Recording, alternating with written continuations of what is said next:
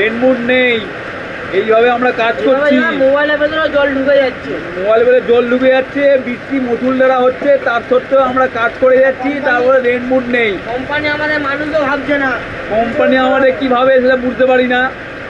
আমাদের আবার রেনমুড অ্যাক্টিভেট করার জন্য 10বার ছবি চাইছি। আমরা এই কভার শুধু নিয়ে কীভাবে ছবি দেবো, কীভাবে ফোন খুলে ছবিটা দেবো? এরা কি বোঝে না নাকি? না প্রথম দেখছে এরকম রেনমুড? মোবাইলটা খারাপ হয়ে গেলে কোম্পানি দেবে? বলে রে হচ্ছে লেওড়া রেনমোট নেই, লেওড়ার মাথা সব বন্ধ করে বানাই দিল। এই দেখুন কত জোরে বৃষ্টি হচ্ছে, ভালোভাবে দেখে নাও।